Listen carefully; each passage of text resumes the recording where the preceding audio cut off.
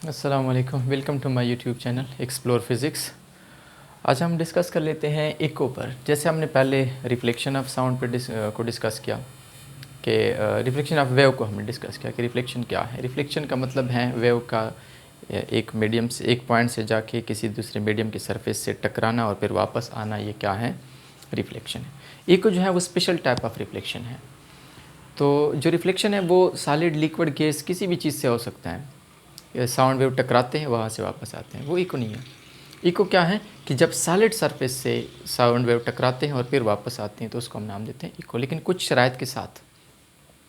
वो शराइत क्या है कि कम से कम डिस्टेंस आपके लिए कितना होना चाहिए, आप और रिफ्लेक्टर के बीच 17 मीटर डिस्टेंस होना चाहिए। हम मैथमेटिकली देखेंगे क्यों 17 मीटर होना चाहिए।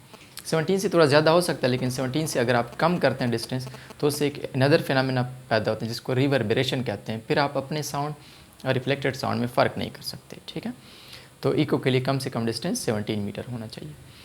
और इसके अलावा क्यों 17 मीटर होना चाहिए? ह्यूमन ब्रेन जो है ये कुछ ऐसे डिज़ाइन किया गया है कि ये दो आवाज़ों में तब फ़र्क कर सकते हैं जब उन दो आवाज़ों में डिफरेंस हो 0.1 सेकेंड का।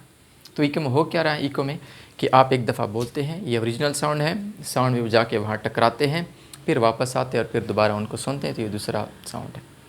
तो इन दोनों में आप तब फ़र्क कर सकते हैं अगर दोनों में 0.1 सेकेंड का डिफरेंस हो। तो अब मैथमेटिक्स को यूज़ करके हम ये फाइंड आउट कर सकते हैं क्यों 17 मीटर डिस्टेंस होना चाहिए। एक सिंपल सा अगर हम एक एग्जांपल ले लें कि कोई पर्सन है, कोई सॉलिड वॉल के सामने खड़ा है और ये वो आवाज़ देता है, साउंड ऐसे जाके टकराते हैं और फिर ऐसे ये टकराते हैं और फिर ऐसे वापस आते हैं, तो ये फिनोमेना जो है ये इको है।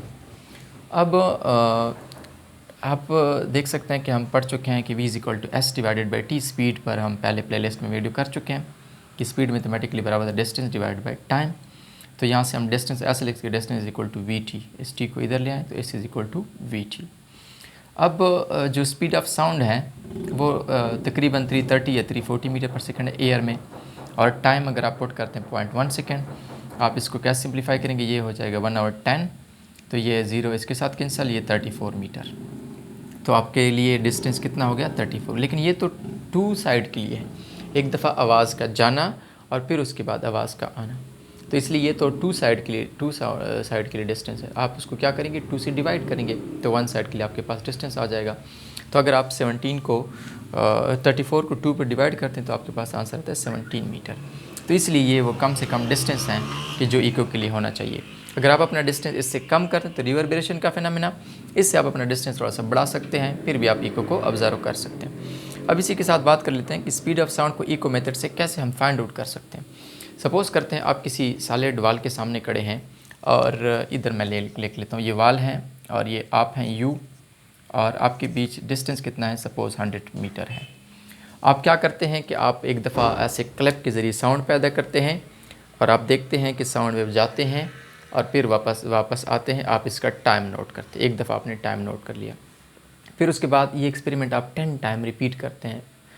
फिर दूसरी दफ़ा आपने साउंड वेव को पैदा करके रिफ्लेक्ट हो गए, साउंड वेव आपके पास आ गए और आपने टाइम नोट किया। इस तरह से ये 10 टाइम आपने रिपीट कर लिया। फिर आपने जितने टाइम आपके पास आए उन सब का एवरेज लिया।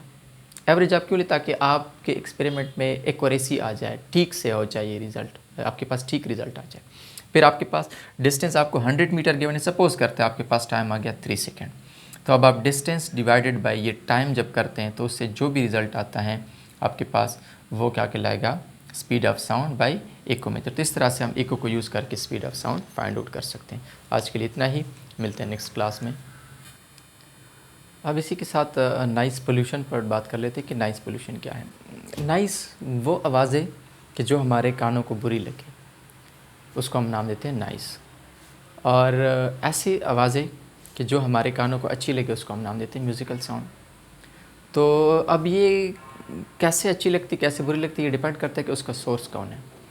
तो जो सडन साउंडेड पैदा होते हैं, जैसे किसी ऑब्जेक्ट का टूटना और किसी दो ऑब्जेक्ट के बीच कोलिजन का होना, तो जो सडन साउंडेड पैदा होते हैं वो नॉइज़ कहलाते हैं। वो हमारे कानों को इरिटेट करते हैं, which doesn't create good feelings in our mind.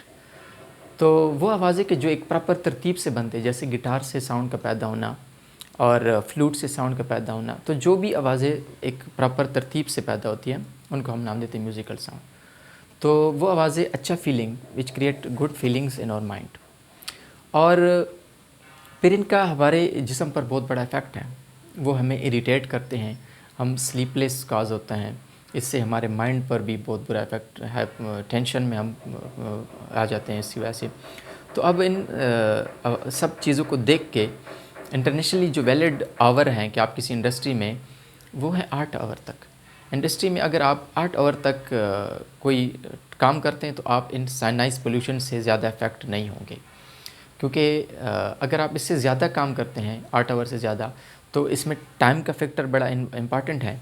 अगर आप नॉइज़ पोल्यूशन से काफ़ी टाइम तक जो है वो इफ़ेक्ट हो रहे हैं, तो आखिरकार आप पर इफ़ेक्ट जो है वो बहुत ज़्यादा हो जाएगा। तो इसलिए अगर 8 आवर तक आप किसी इंडस्ट्री में काम करते हैं तो आप नॉइज़ पोल्यूशन के साथ ये वैलिड है, आपको ज़्यादा इफ़ेक्ट नहीं पड़ेगा।